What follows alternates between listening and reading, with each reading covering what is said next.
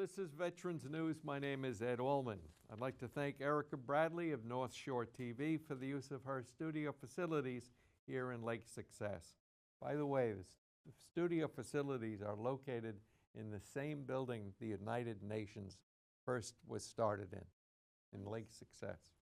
And Rebecca Levine for her professional advice. Thank you, Rebecca.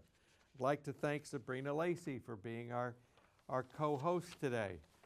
Sabrina is I keep forgetting it.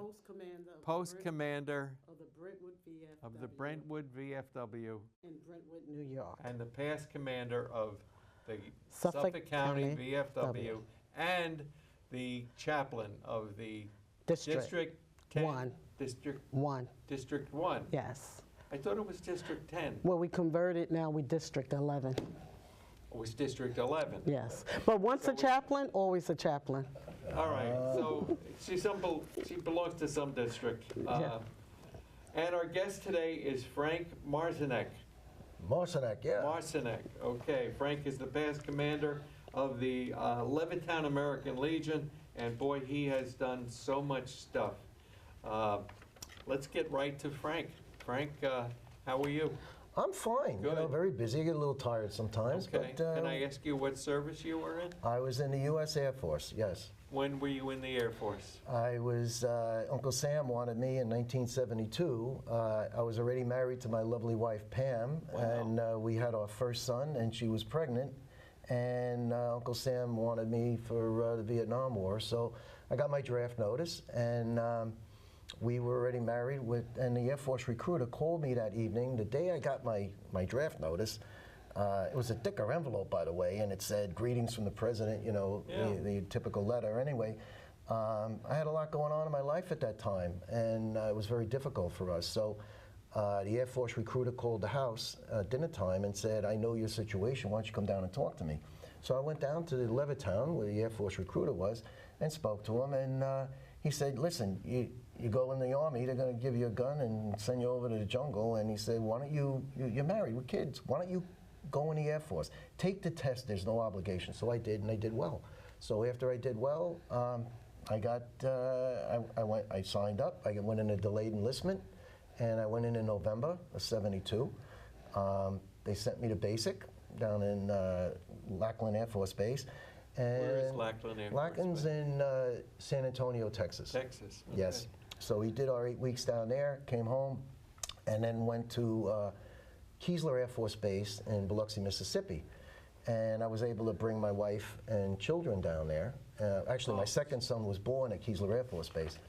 What was interesting is that back then, when a lady went in the hospital and had a baby, which she's usually in there for 3 nights back then, but Pam had to get up every morning and make her own bed. She had to get up and get the baby and everything. So How did you don't get all handle those that things. financially? It was very, very difficult. It was so stressful because as an airman basic, you were only getting like $100 a month for your living expenses. Right. You got $60 for food for a month, and you got $100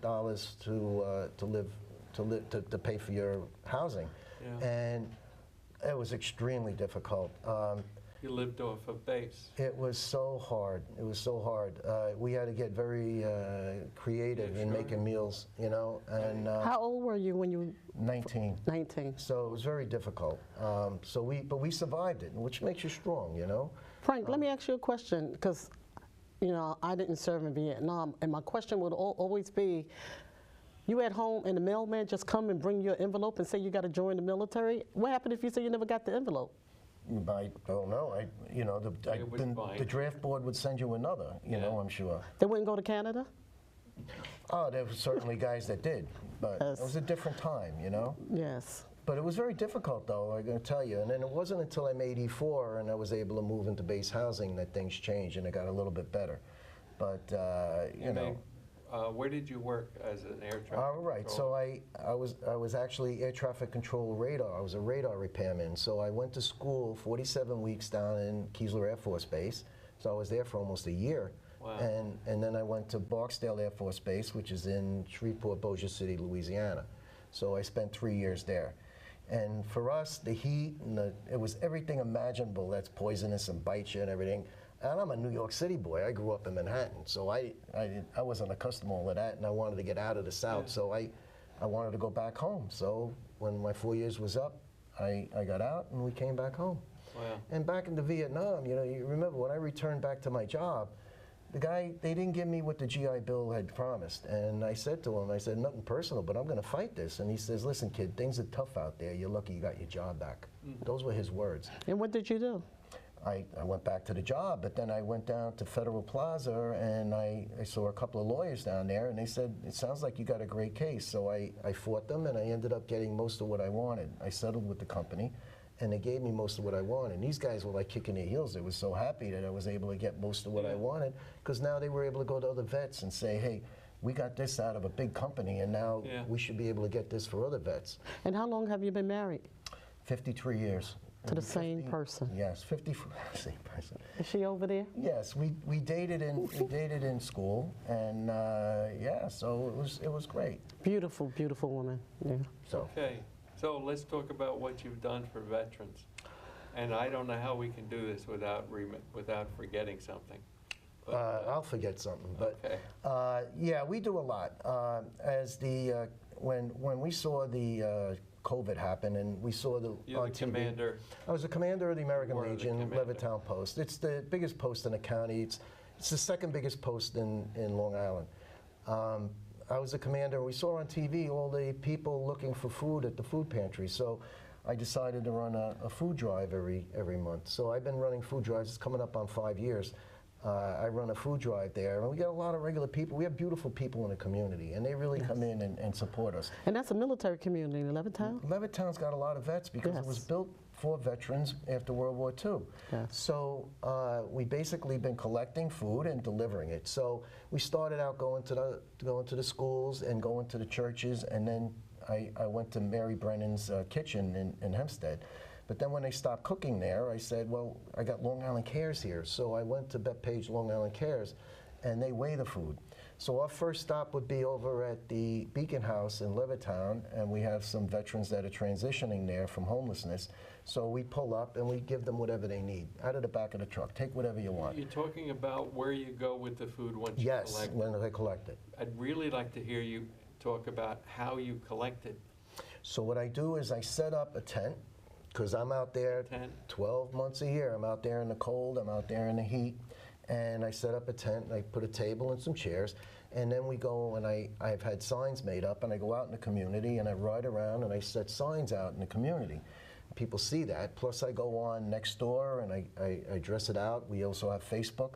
They put it out there to the community, and they see that we're doing the food drive.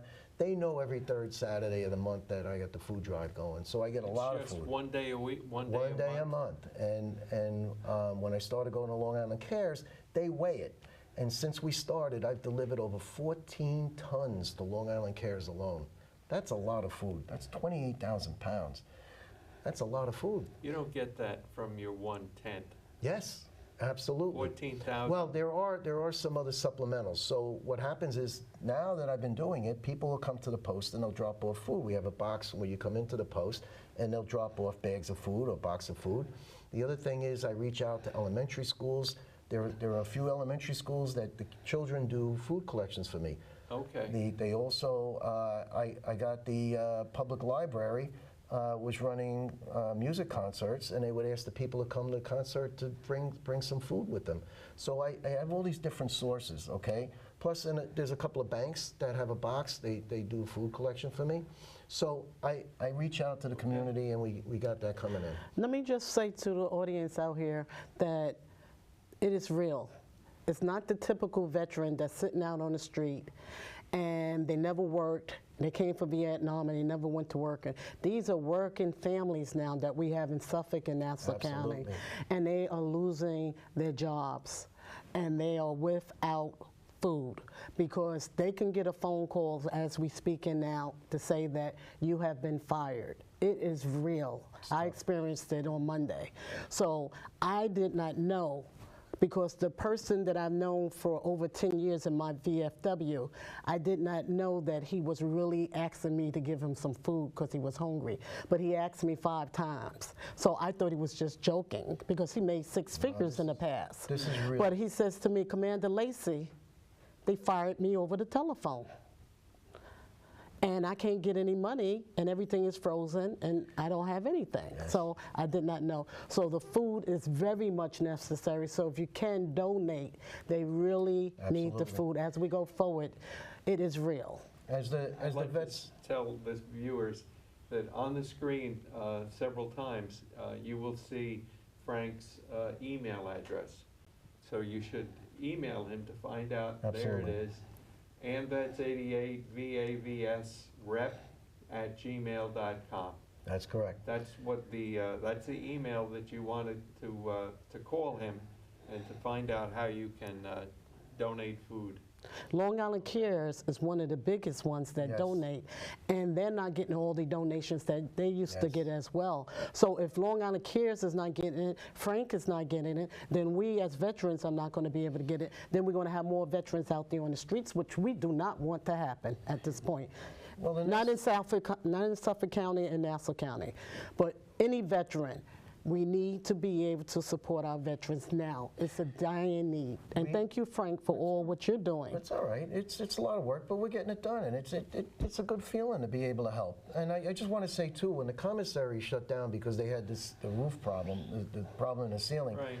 We had a lot of vets that needed the help, and they needed to be able to shop and get the food they needed. So they inundated the Vet Mart over in Nassau County Veteran Services, which is behind the NUMC hospital. We have the clinic there. We also have counselors, but they run a food pantry with Ralph Esposito. They got inundated. They needed a lot of food, so I diverted from going to Long Island Cares. I started bringing the food drive food over to the food pantry over there in the Vet Mart. Well, I want to put out a thing too that the Elks is a tremendous organization. They help veterans tremendously. I'm also a trustee with the local Elks, the Hicksville Elks, and they've been giving me grant money for the last few years. I'm getting $2,000 a year in a grant. Very And good. what I do is I hear from the Vet Mart they need meat. So my wife and I and another vet will go shopping at the ShopRite. I'll call the manager and I'll say, can you package me? And they'll package up chopped meat in 1 pound packages and Right. also a couple of chicken breasts. So I get all these packages. We fill a shopping cart full of meat, and I'm able to go and purchase the meat they need for the vets there. You know, I was leaving there one afternoon, and there was this fella pulled up in a car outside, and I was going out the door with Deborah, and he says, how do I get in? How do I get food? And she says, no, we're closed. And he says, but I need food. And I said, Deborah, the guy needs food. I just brought food. Let's give them what he needs. She said, but we're closed. I said, I know you're closed, but let's get him in. This guy's pretty desperate. You can hear it in his voice. So we brought him in and we gave him food he needed. So this is where you really help. And there's a lot of vets that need that. And I'm telling you, the tremendous help from the community. They're really out there to help the vets.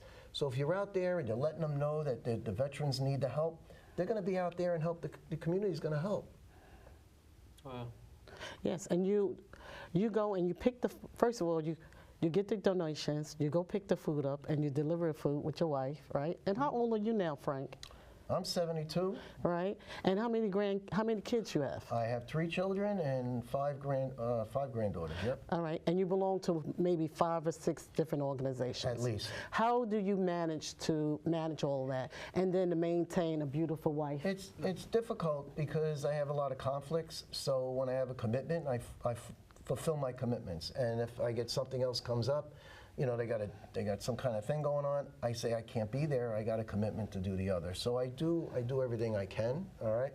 It's a lot of work. But you know what? It keeps me active, Yeah. and it's great. It's good for the heart when you're helping people, you know? All right. Well, I appreciate you coming down to my Brentwood VFW and giving me advice with my posts and Sure. stuff like that. And I feel bad because I'm like, where did he have the time to even come all the way out to Suffolk County? That's just like, You're only getting part of the picture because there's a lot more going on. Yeah, As the I'd like to know about that. VAVS rep, I'm out at Northport all the time. What does VAVS mean? That's Veterans Affairs Volunteer Voluntary Services. I'm the representative for AMVETS for Northport. So, I don't know what that means, That's but all right. but anyway. We have 15 minutes left. Oh, okay. So I bring a lot of stuff out there. I get donations again from the Elks. The Elks, I had a bunch of Elks went out with me. We went shopping at Walmart. We picked up all these items they needed. We filled shopping carts and went out there and delivered it. I also get collections. Town of Oyster Bay has been phenomenal. You know, I get Joe Saladino and his group. They do a collection for me. They put out a flyer, and I give them a list of all the items that we need, personal care items for the vets that are out at Northport. And one time I delivered over $26,000 worth of personal care items. We're talking shampoo, body wash. We're talking a lot of sweatpants, sweatshirts, socks, gloves, hats, a lot of clothes, a lot of different things, pajamas, all kinds of stuff. We're bringing it out there all the time. So what do I have? I have some of the schools collect that. I got a woman in the community that goes to the dental offices and gets toothpaste and brushes and all that stuff, and I get it and I take it out to Northport. So I make out a lot of trips out there. When the vets have PTSD, we have two teams. One is in-house and the other is outpatient. We went and purchased team shirts. Now you're talking about guys that are suffering with PTSD. So I said, let's get them shirts. So between the Lions Club, I'm the president of the Levittown Lions also, the Lions Club and the AMVETS 88, we bought red and blue shirts. So we gave them to the teams. So now I just heard from Ginny Mullen out there, and she said, Frank, you would be amazed to hear how much it meant to these vets to get a shirt and feel like they belong to a team. So tomorrow, actually, I'll be going out there. I'll be purchasing pizzas for them out there at Mario's, and I'll be bringing out water and soda for them at the ball field. They play softball once a month. So I support that. A lot of the other groups, whether it's widows, we were making little heart pillows for them, you know, to comfort them. Do you support Vets in the Rough? I get a lot of calls about a veteran in need, and we look to help them. I look to get them. We have a couple of wonderful people out there at Northport. We have Joe Sledge and Deborah Lawson, and I contact them regularly to get support for veterans and veterans' families. When somebody's got a problem, whether it's a spouse or a veteran that needs help, we hook them up. When we got our members in the post, I try to get them to get out there and see a counselor and look at their not PTSD, but their disabilities. There's a lot of vets out there that were exposed to a lot of bad things, and they're suffering from a lot of stuff. I'm telling you, it's terrible. And some of the vets don't want to even take that on and even get bothered with it. But I mean, some of them are struggling. Let me just fighting. freeze you here for a second, and I want to make this very clear, all right? Because I was telling one of my comrades in my post that he was suffering from PTSD. I'm a retired military nurse, and I'm also a retired veteran. And I've been telling him, but he worked for a big company, and he said, I can't stop working, I have to keep working. And that was the one that got fired. And when he got fired over the telephone, he never went to the VA. And his medicine is $1,000 a month. I want the viewers out there to realize that just because you're making a lot of money now, that don't mean that you don't need to get connected with the Northport VA. In the event that something occur, you can go there, because things are getting very intense, as Frank is explaining it. And they have the resources there, and and Frank, one of the amazing things that I heard that you did, and the veterans are talking about out there, are the jackets that you gave them. The shirts. There were shirts for the teams, and that was so important for them. And I felt it would really make a difference, and apparently it really did. So I got the feedback on that. I'm going to the state convention for AMVETS next weekend, and I talk about that stuff. And I try to share all that with the other VAVS reps around the state, because they need to know how, like you were just saying, how do I make that happen? Well, when they want me to talk to them, I give them the tools they need in order to be able to do that, all right? Yes. I collect a lot of diapers from vets that get diapers. Yeah, because well, what happens is you have a veteran that's getting it from you know, Social Security or whatever. They're getting diapers at home, and then maybe the vet passes away and they have boxes of diapers. There's a big need out there for that when veterans get older and they get incontinent. So I have you go to Walmart and try to buy a bucket of diapers. And the viewers think, you correct me, Frank, they think just because you served in the military, you're entitled to all these benefits. No. Everybody don't get to go to the Northport. Everybody don't get to get the resources. And some of the veterans, although they dishonorable, that don't mean that they're not honorable in the world, because they may have been dishonorable because of certain things that occur in the military. But 20 years later, how long are you going to be dishonorable, okay? So those guys are not being taken care of, but they volunteer and they coming out. They can't go back and redo what they did 20 years ago. And they are the ones that need help. But if you had some kind of insurrection in the military, people shun you. And then you're not entitled to anything. So now the veterans don't want to come out. But I'm here to say, times have changed. We're looking for you.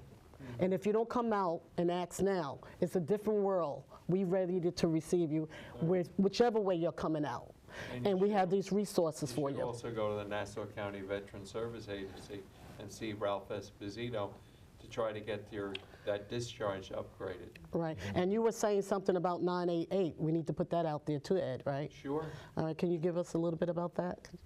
Well, I told you, Yes. 988-1 is the code that anybody should call if they know a veteran who is likely to commit suicide.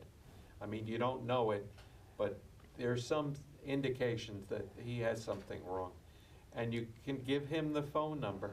Tell him that if you need any help, try this number. Or you can call yourself if you know he's marked for something. Yeah, as a wife. And that's 988-1. You have to hit 1 after the 988. And as a wife and I'm a widow now, but if you're a wife or a sibling in a household, you can go and ask for help at any place that you need to go to. They'll direct you where you need to go for help. Do not sit idle in a house and be abused. That's correct. That's correct. In addition to the diapers, I just want to say too that I recycle walkers, canes, wheelchairs, transfer chairs, motorized chairs. There's a big need for that, and also the little thing they put their knee on when they got to go around, they can't walk. Right. I get that recycled. I get that out to the vets and their families when they have a need. So fortunately, we had a veteran call us, or a widow, who had a motorized vehicle. She didn't know what to do with. We called Beacon House, Yep. and they went to the house. Oh, that's great. And picked it up. But now I know that I can call. well, I Frank. picked them up. I go with a couple of the guys. We get a pickup truck, and we go there. We pick it up. Really? We bring it to the post, and then when somebody needs it, I'm able to recycle it. But again, there's a tremendous need for this stuff. I'm doing that right. I just did it post 88. We had a member that had a motorcycle accident, and Yes. he's crippled, and his wife was having trouble with the wheelchair. So I went out to the building in the back, and I found a wheelchair that was a little bit lighter, and I was able to deliver it over there, and they were able to get it to him. So I mean, there's a tremendous need out there for this stuff. If you can provide it, get out there and do it, you know? And one of the things I would say, you see all the things that Frank is doing? Only thing we need you to do is reach out to one of these organizations. Absolutely. Ed is wearing a cover for American Legion. Frank is wearing a cover for AMVETS, and I'm wearing a cover for the VFW. All three different organizations. But Suffolk County and Nassau County got more nonprofit organizations could fit any problem that you have in your shoes, but you gotta reach out to someone. One person could guide you through a journey and fix your problems. Absolutely, and I just want to reach out to all of you and say, you know, we were in a Memorial Day parade down Hempstead Turnpike, 2 miles. The crowds were phenomenal. And if I told you how many vets I saw out there standing on the side, and they're not members of these posts, you know, these guys and these ladies, they need to join these posts and basically support your other veterans. You know, I spoke to Garbarino about the problem we had during COVID with the posts we're having. They weren't getting any income. We had to shut down just like every place else. Yes. The problem is your bills kept coming in. So he put a bill into Congress. You know, Congress is broke. He tried to get a bill in to try to get us as 501c19s, as a veterans organization with the IRS. he tried to get us the funding that we needed in order to help us survive.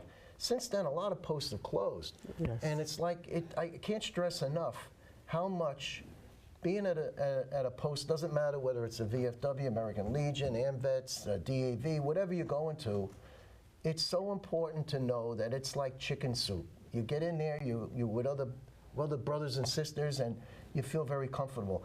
I also want to say that Ginny Mullen out there at Northport, she's one of the recreational support people. You mentioned her name a few times. Yeah, she's involved with the PGA Hope program. And I'm going to tell you something. With all the stuff that I do, when I joined that program, you got 6 sessions with the pros. They helped you with your golf game. And now I'm on a team. And now I'm playing at Merrick. And I'm going to tell you, it's like I feel like after 12 years retired, I'm finally doing something for me in retirement. I'm out there playing golf, and it's so wonderful to be with another veteran or other vets out there. The camaraderie is amazing, and it's so important. It's a great feeling to be out there with the other vets. So I encourage you to get involved in some of these programs, and certainly if you have any reason for your disability or whatever, get in there and talk to a counselor and get an application in. It's important. I go to 7-Eleven and get my coffee in Ronkonkoma out in Suffolk County. There's these 3 guys sitting there in the chairs right in front of the 7-Eleven. You got to be Indian or Pakistani? No. No? They're white. Okay. White Americans. Oh, okay. And they're veterans. Oh, veterans. And then they stopped me and they said, "You on that news show?" I said, "No, that's not me." Very good. Says here. One is Freddie, 80 years old. Then you got Tom, who's 82. And then you got, I think his name is Joe. Yeah, Joe. Joe and Tom. Yeah, Joe. All 3. And I just want to say hello to you. I know I was going to say that. They want to know, they are fans. I didn't even know. And they didn't buy me any coffee, but that's a whole nother story. But 2 of them are veterans, but they don't look like they're 80. And I don't understand how they sitting outside and they do anything. So if you're 80, 90, you still could join these organizations. Does not matter how old you are. Absolutely. So that's what I'm going to say. So can you just plug out where they can watch us on Veteran News, and if they can clock in and let us know that they're watching us, because I don't know how to tell them how to do that. Well, first thing is they can check us out on YouTube. Okay. Just under Veterans News UVO Long Island. That'll get you on to see us on YouTube. Okay. The other thing is Cablevision. We're on twice a week for a month with the same show on channel 115 on Monday night at 6:30 and channel 20 on Friday night at 6:30. That's it. And thank you for what you're doing, you and your wife. Yeah. Thank you for what you're doing. We have about a minute left. I know a minute isn't enough for you, but do you have something to wrap up or something we failed to talk about? There's so many things, I probably forgot a few things, but no, I mean, I just concerned about, like I said, we have a lot of vets out there that need to get into these organizations and seek out help. And if you have any kind of disability, please get that recorded, get in there and get your benefits. Take advantage of what the VA offers, all right? It's really important. Where do you get all your passion to do all these different things, Because Frank? it's a good feeling. It's how it's your heart, man. It's just a great thing to be able to help people, you know? There's other things that we do, but, you know, children, besides the vets, there's a tremendous amount of work going on. So, yeah, but it's great. And like I said, thank you for what you and your wife are Thank doing you. over there. Thank you very much. I hope we can see at least one more time your email address. Just say it, mention it again. The email is AMVET, AMVET88, VAVS rep, REP, @gmail.com. Okay, I'd like all the crew to come up, get up on the stage, get up behind the cameras. We'd like to see you. Come on. I just want to say, while the gang is coming up here, that there's the American Air Power Museum.org. That's the website, www.americanairpowermuseum.org. They have flights September 6th and October 4th. Flights on the World War II Douglas C-47s.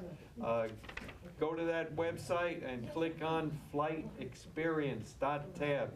Again, that's www.americanairpowermuseum.org. Thank you. We're playing bingo out there every month at Northport at the nursing home. Very all right? good. It's very important. Very good. All right. Okay, thank you very much. Thank you. Hello, crew. Bye. Okay, Yeah, I forgot about all that's that. it.